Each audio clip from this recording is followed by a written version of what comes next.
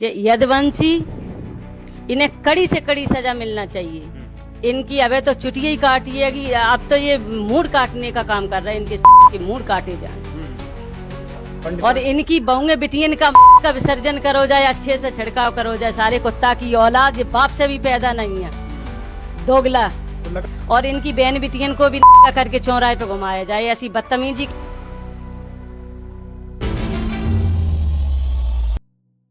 एक सवाल जब भी पूछा गया है पखेड़ा ही खड़ा हुआ है। सवाल कौन जात हो? दिलचस्प है कि जात न पूछो साधु की, पूछ लीजिए ज्ञान वाले सेकुलर मुल्क की नींव में ही जात पात का मट्ठा उड़ेला गया है। संविधान लिखने वाले अंबेडकर तक जब इससे अछूते नहीं रहे तो आम आदमी भला क्या ही रह पाएगा। इटावा में कथावाचकों के सिर सिर्फ इसलिए मोड़ दिए गए कि अपर कास्ट से नहीं थे, मारा सो अलग। यही नहीं, सो कॉल्ड ब्राह्मणों ने नीचता के सारे पैमाने तोड़ दिए। अपनी घर की महिलाओं को पेशाब करने को बोला, बोतल में भरा और फिर इन कथावाचकों पर छिड़क कर बोले कि लो हो गए पवित्र। आपसे देखा नहीं जाएगा जो घटा यूपी के इटावा में, तो सोचिए जिन पर बीती होगी उनका तो क्या ही हुआ होगा। आपको नहीं लगता कि इन सो कॉल्ड ब्राह्मणों को हथेली पे थूक के उसी में डूब के मर जाना चाहिए? इल्जाम तो ये लगे कि ब्राह्मणों के गांव में कथावाचक अपनी टोली संगाए और शर्मसार करने वाली हिमाकत करने लगे। अब चूंकि ये सब कथा के बीच हुआ तो यजमान ने कथा खत्म होने का इंतजार किया और फिर कथावाचकों से वो यक्ष प्रश्न पूछा कि कौन जात हो। फिर जब जात पता चली तो तब तक पूजनीय दिखने वाले कथावाचकों पर सो कॉल्ड वामन ऐसे टूटे कि जानवर को भी मात दे भी दी। गुमान में अंधे ब्राह्मणों ने वीडियो भी बनाया कि देखो अपर कास्ट का रुतबा, और जमकर शेयर भी किया।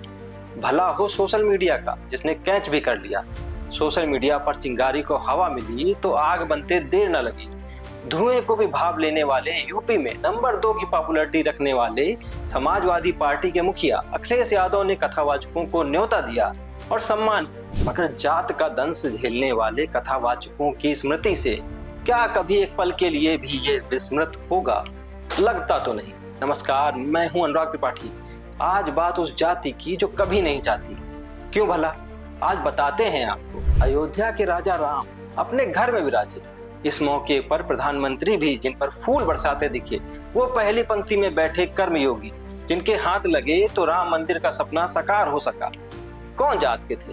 राम जब सबरी के झूठे बेर खाते हैं तो जात नहीं पूछते। कृष्ण जब अपने सखा सुदामा के पैर पखारते हैं तो जात नहीं देखते, और उन्हीं की कथा कहने वालों के लिए जात तय है। जब भगवान भेदभाव नहीं करते तो हम कौन है भला ये तय करने वाले कि कौन राम का नाम लेगा? इटावा के दादूपुर गांव में मुकुटमणि और संत कुमार को जात देख निशाना बनाया गया। उन्हें लात घूसों चप्पलों से मार मार के लहूलुहान कर दिया गया। यजमान के पैरों पर नाक रगड़वाई गई। यह सब उस आंगन में हो रहा था जहाँ भगवत कथा का आयोजन हुआ, जहाँ भगवान का आह्वान हुआ।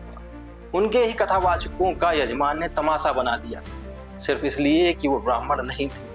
ब्राह्मण नहीं थे तो क्या उनको जलील करने का अधिकार मिल गया? कभी सोचा है क्या गुजरी होगी कथावाचकों के बीवी बच्चों पर, उनके माता पिता पर? खुद उन पर नहीं सोचे होंगे आप, क्योंकि आपको भला इससे क्या। आप तो इसी बात से खुश हैं कि जिहादी कितने जाहिल 72 हुरों के लिए प्राण दिए दे रहे हैं। मगर आप भी कम नहीं। आपकी चुप्पी ऐसे धर्म के ठेकेदारों को बढ़ावा देती है। आपकी चुप्पी ना चाहते हुए भी ऐसे लोगों का हौसला है।